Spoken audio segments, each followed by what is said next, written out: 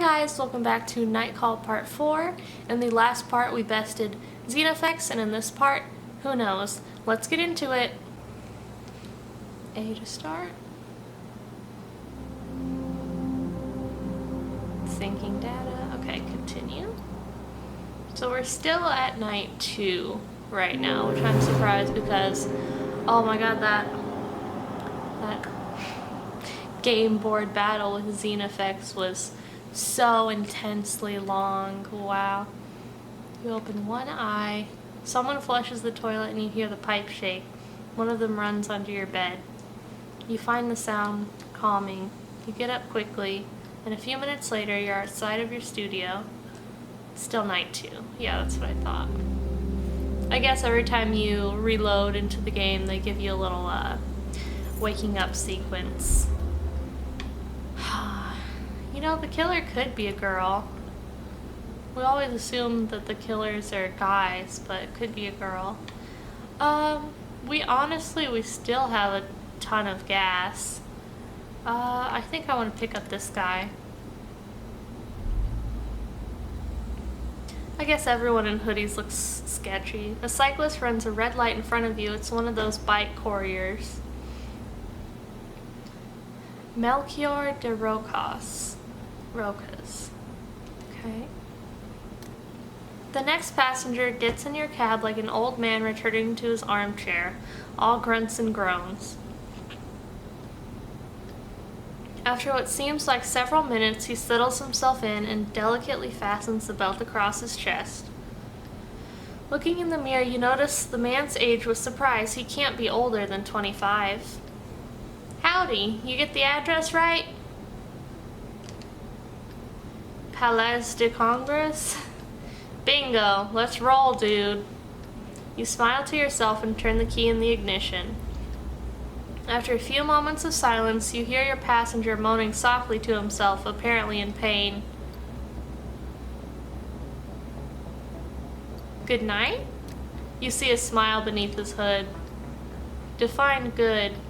Feel like I got hit by a truck carrying a herd of elephants, and I'm scared as all hell, but yeah, I think it's good, so far. You look back at him. His eyes are hidden beneath his hood, but his whole body is curled in on itself. He looks terrified. Are you sure you're okay? Just pre-show jitters. He laughs unconvincingly. Who am I kidding? I'm scared out of my mind. Literally. Huh? Scared? Technotopia 9, that's where we're going. Every biohacker, transhumanist, and futurologist worth his cryptocurrency will be there. Oh, interesting. I'm giving a talk, the closing talk, in fact. Sounds like a big deal. Oh man, it is. Someone even saw Mitnick there yesterday. I mean, the Condor himself. The name means nothing to you, but your passenger looks positively starstruck. Me, showing off my work to the who's who, man. The cream. The fucking cream. A huge grin splits his face in an instant before he groans again. He digs his elbows deep into the seat. And all it took was a little brain surgery. What? Yeah, don't worry about me. You can't help a look of surprise crossing your face, but you managed to stay quiet. That's the real reason I'm so fucking scared, if I'm honest. I did this to myself. He gestures towards his current state.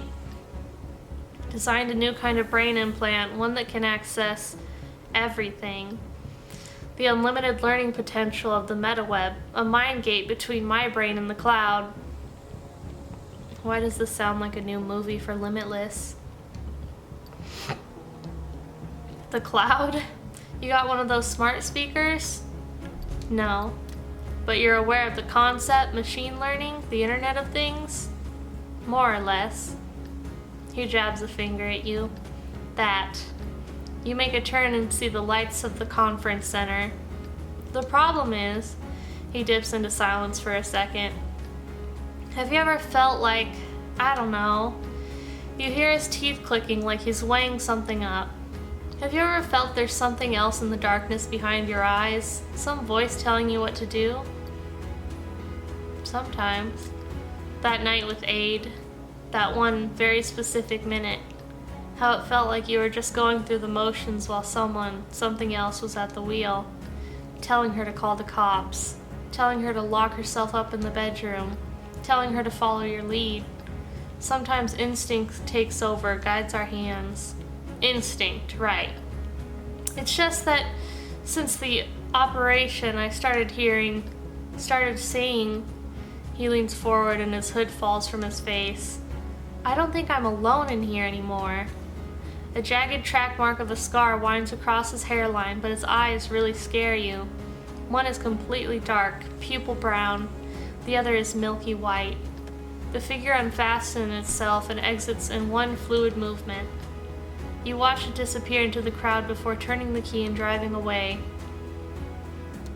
That one was kind of fast. So he has some sort of fucking brain implant chip thing going on. We have like half a tank of gas. We're good. Who should we pick up? This one's pulsing, so I think I'll go here.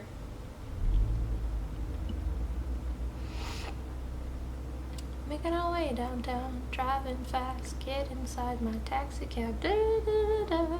A cyclist runs a red light in front of you. It's one of those bike couriers. We already had that before, so I guess it's just like a generic text for when you're crossing the map and you get bored or something.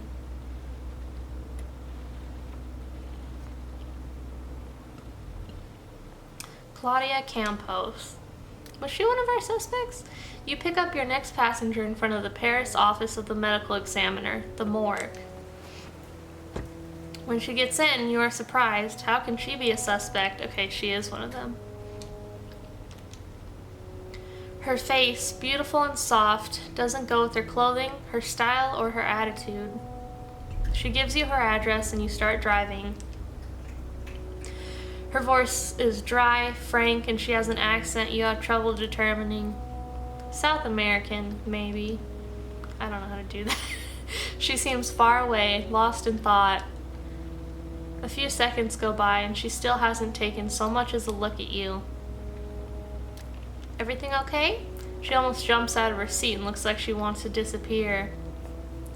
Yes, everything is fine. That accent again, the one you can't place. Where's your accent from? My accent?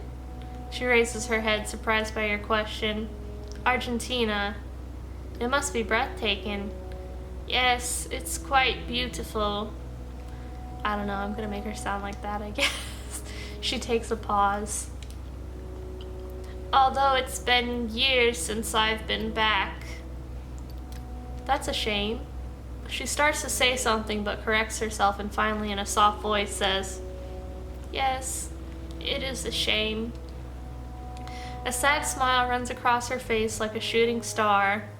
What a pretty sentence, like a shooting star. A second goes by, slowly, very slowly. Then the meteorite explodes, your passenger breaks down. Try to calm her down. Are you okay? She raises a hand to silence you. Between sobs, you hear her say something. Give me a minute. Please. Without a word and without the slightest noise, you slow down. The road passes by slowly in no hurry. After a moment, she sits up. Can I ask you something? You nod. She takes a deep breath.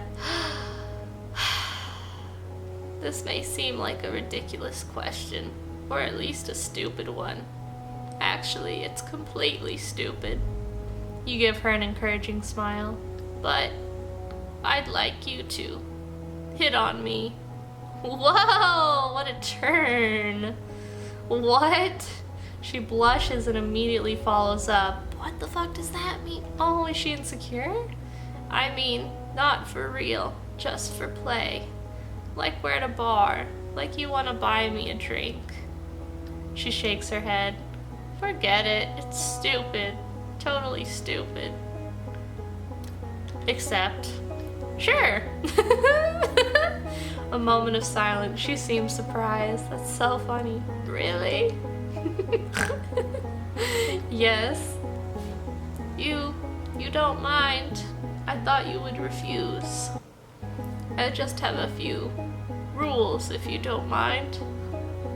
First, I don't want to talk about Argentina, my home, my parents. Avoid the subject. She pauses.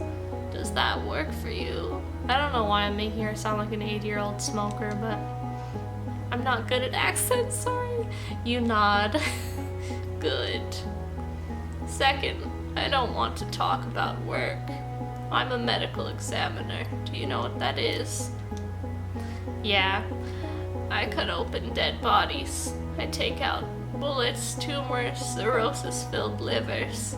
At first, people are always fascinated, but they quickly get disgusted. So, nothing about work. That must make love life hard, because you always smell like that dead people smell too. Like, I've smelled that when I was in anatomy class, like dissecting a cat or whatever. It's really gross. Let's start, if you're ready. You nod. We're in a bar. It's not very late. Wow, we're role-playing. Not very late, but we're the only ones there. I'm alone at the bar, finishing a drink. I get up to leave. Silence. Please, go ahead. Hitting on a passenger, this is definitely a first. You've got to find a good line, something that will set the tone. Polite, romantic, straightforward, bold.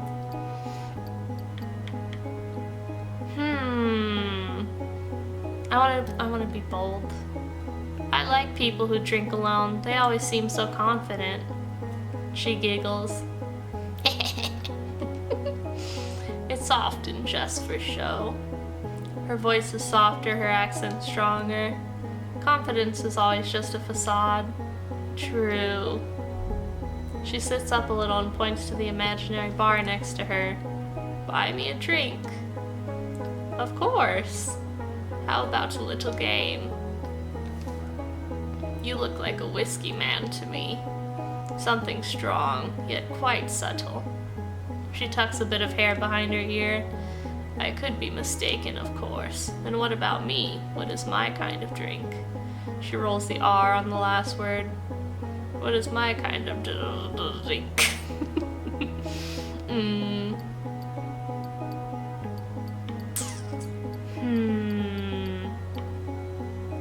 I think she drinks something strong, working with dead bodies, to be honest. She blinks. What do you mean by that? You drink to forget, you're lying to yourself, and you're trying to forget something. Oh no, I think I picked the wrong one. She stares at you. Maybe. She purses her lips. Maybe I drink to pass the time. She stares at you. Something about her posture in the back seat is different. Don't you think time goes by too slowly? I do. We wait, we hold on, we get bored. I'd like it all to go faster, for things to speed up. She relaxes, giggles. She's letting go. She looks at you expectantly. I like the way you laugh. She said don't ask her what she does for a living, and that was one of the questions, so I didn't ask. You do? That's an odd compliment. It's true. Thank you. She closes her eyes and stays that way for a little while. A smile settles onto her face, a warm, natural, and uncontrolled smile. Thank you. That's not at all what I had in mind, but she nods slowly. I hope you weren't too shocked by my little game. I really needed it. All of it. The words. Will you see the shooting star again? You scan her face. She smiles. Your passenger sighs contentedly. She seems happy, relieved. You pull up in front of the address she gave you. Sandwich kebab? It's strange. What's that? There's something different about you. You're not like other men. As if... She hands you her fare and slips you a tip. Don't refuse it, please. It means something to me. You nod. I hope to run into you again. You shiver. One last smile. You shiver. Goodbye. She gets out of the cab. You watch her until she disappears into her building. Okay. Maybe I should go get gas. What happens if I just go get gas? We still have a good amount, but I don't know. I guess I want to see what happens. You pull over and stop at a gas station. Not a soul in sight. The fluorescent lights irritate your eyes and the smell of pee is wafting up from the space in between the pumps. Gross! It's self-service here. You pay directly at the pump. The mini-mart over there, it must sell newspapers. The person behind the counter must see and hear things. Might be worth asking a couple questions. You get out of your taxi and are struck by the familiar feeling that you are the last person on Earth. Oh my god. Okay, let's fill the tank. Just keep going, I guess. Oh, that's fun. We could just hold it. Okay, we did it. Wow, that was quite a bit of our money. Let's enter the shop and see what we can do. You walk into the mini-mart. The guy behind the counter looks at all the other guys behind counters you've come across in your lifetime. Welcome. He sighs, beyond tired of repeating the same sentence over and over. Hashtag retail workers. Hashtag any workers, honestly. To La Belle Pompe. Oh, I could buy a fucking scratcher? Let's fucking... Oh my god, I can scratch it too! You sigh. Okay, let's buy a newspaper, I guess. What is this? Come back tomorrow, come back tomorrow, come back tomorrow. Okay. I guess you can only get one kind of scratcher each day, maybe. Talk with the clerk. Have you read the papers? He's all they're talking about. Just an offhand comment casually brought up about the serial killer. The guy behind the counter seems like he's interested in the case. New clue available in your room. Ooh! Have a good evening.